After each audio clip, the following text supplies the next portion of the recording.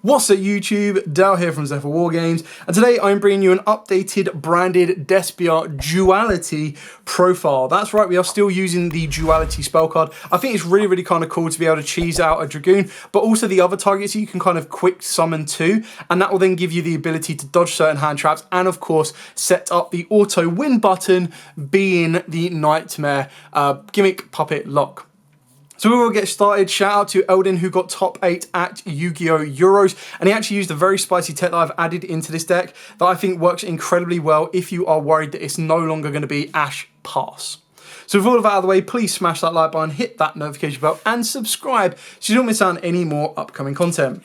So we start off with the Albaz cards themselves. So I am still playing 2 Fallen of Albaz. The reason I've gone with 2 is because I feel that 2's enough at the moment. There are some times where I'm like, okay, I want 3. And as I've said in all my previous profiles, I'm bouncing back and forth between 2 and 3, depending on what kind of build it sticks best with. Then, of course, we do have 2 Blazing Cartesia, followed by the 1 Quem. Now, the combos that these 2 play off is just insanely powerful. I really do like the pair of them. I have not brought myself to play a second Quem yet. I feel that 2 Cartesia is correct because if you do open it up, it's not as bad. Like with Quem, if you open it up, it kind of fights for your normal summon. Whereas Quem, if you open it up, you can special summon it and still get your plays going. So it still has multiple usage. Then, of course, we do have the 1 Makoria and the 1 Albion Shrouded Dragon. This is really kind of cool because as it is a level 8 Dark Dragon, it can be duality tagged into your Sanctifier Dragon, and that's really important because being able to cheese this out as early as possible and as easily as possible gives you the ability to set up the gimmick lot very easily. Then on to the Despias. Of course, we are playing triple Aluba. This is your consistency card with the 1 Tragedy and the 1 Ad Libitum. Now, a lot of people are cutting Ad Lib. I think keeping it at 1 is perfectly good enough. Like the loop of Mirror Jade, not to mention the other loops that it can perform as well, are incredibly powerful and worth the risk of a brick. So definitely worth keeping. I feel this ratio is correct. I wouldn't change anything with it. And most builds are playing this exact ratio. Then for the Beastials, we do have the 1 Lubellion and the 1 Saronir. I did consider swapping the Saronir out for the Magnamut, just because you've got the ability to search out your other dragons like Albaz, and also recur some of your dragons from the graveyard. But ultimately, keeping these the way they are works out nicely. I did want to cut the Saronir, and I was like, okay, well, I just want the Lubellion. But it's like, if I open up Lubellion, I've got no way of discarding it. Whereas, at least with having Saronir, you've got the ability to not only trigger a Makoria search, but you also have the ability to Foolish Burial Lubellion. Then, of course, for the final brick card, and that is, of course, the Gimmick Puppet Nightmare. The reason I've kind of main decked this back, or put it back into the main, is it is just an auto win button. And what I mean by that is it's very easy now, especially with Duality as well, to consistently set this up. And if game 1, you win the dice roll and you go, right, okay, I'm going to set up the Gimmick Puppet lock, your opponent is going to struggle to break it. A lot of people struggle to break the Ibli lock, so just being able to go Gimmick Puppet lock them and then passing the turn can really cause them a lot of issues and then help you get to the OTK the next turn.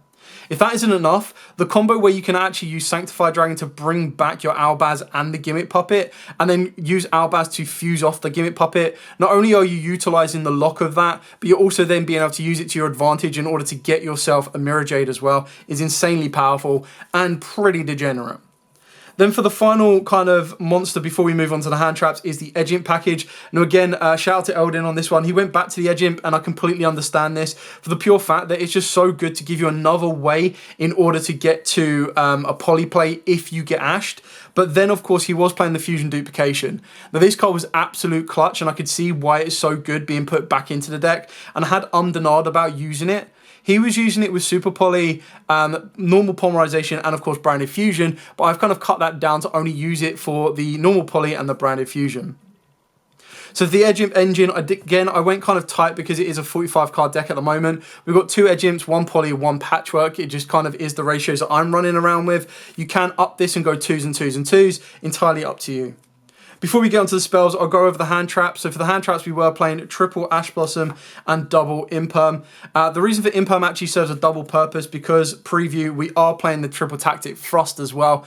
Again, this is mainly off of Eldon's profile because he was just like, okay, well, triple tactics, if I get hit going first, so if they ash me, I've got the ability to set the fusion duplication. And if they're usually ashing me off of the back of Branded Fusion, I can Branded Fuse during their turn and still produce the same board. If I've already been able to successfully complete a summon off of the back of Branded Fusion, then I've also got the ability to set an Imperm, which is a nice hand trap to search. And then when you get to the side deck, that's where you can very easily set an Eradicator. And basically what you're doing is you're being able to use Triple Tactic Frost as your main waypoint into some of the strongest cards of the format with stuff like Eradicator as well. Moving on to the spells, I am still playing triple duality. I kind of wanted to consider cutting it down to 2, but then I was like, it's just not searchable. You want it at 3 to try and see it as early as possible. The recyclability of it is, again, is very, very good. The ability to put back your lights and darks and draw a card can be incredibly useful. And especially with a lot of builds playing imperms, veilers, and a lot of targeting effects, being able to activate duality to tag that monster that is being targeted out is very important. Especially if your opponent's like, ha, I'm going to be cheeky here and I'm going to use Fenrir to banish your Lubellion face down or banish your Albion face down, meaning it's a little bit more tricky to get to a Mirror Jade or anything else depending on what you have. And that's where you can go, okay, no, duality, tag it out and still get into a Sanctifier Dragon, or if you are playing a Dark Dragon in the form of something like Titaniclad or Borreload Furious Dragon, you have the ability to maximize on their effects and mean that they waste their effects. Then for the other 3 of course, we are playing triple branded opening, branded fusion, deployment. All of those are pretty standard. I wouldn't say you change any of those ratios whatsoever in a standard build. I feel that they're all just incredible one-card power cards. The fact that deployment is an extender, a starter, and a board breaker all in one is insane. And technically it can also be set off of Thrust, which is really kind of cool. Speaking of the Thrust package, so of course we do have double Triple Tactic Thrust, and then for the cards that you're pretty much going to want to set off of it, now to set off of it, you're only going to want to go for Imperm and Duplication, but the cards you can search going second is you can get into Fusion Deployment, you can get into Branded Fusion, you can get into Triple Tactic Talents. If you wanted to, and you were so worried about trying to break boards, you could very easily go for a Dark Ruler No More. But the way I kind of see it is, if your opponent's board is going to lose to a Dark Ruler No More off of the back of a Triple Tactics Thrust, the chances are your opponent's going to stop that Triple Tactic Thrust. So what I mean by that is they're going to have 2 Omni Negates on the board for you to make it worthwhile getting to a Dark Ruler No More. And in doing so, they've then got to be like, whatever, I'll stop whatever comes off of the back of Thrust, something like a Talents, and let the Thrust go through, which would be foolish on their part, because if they just negate and stop this, nothing's going anywhere. Then, of course, you do have Branded Lost, followed by the Foolish Burial, because you can send Lubellion, you can send Makoria, you can send Gimmick Puppet, and, of course, you can send the Tragedy. And then we do have the One Nadir Servant. For those odd chances that your opponent does try to Beastial you or Nibiru you and leave a monster on the board, and they have Ashed you as well, it's like, okay, bro, so you've done all of this to me, I'm now going to actually activate my Thrust to set my Nadir Servant.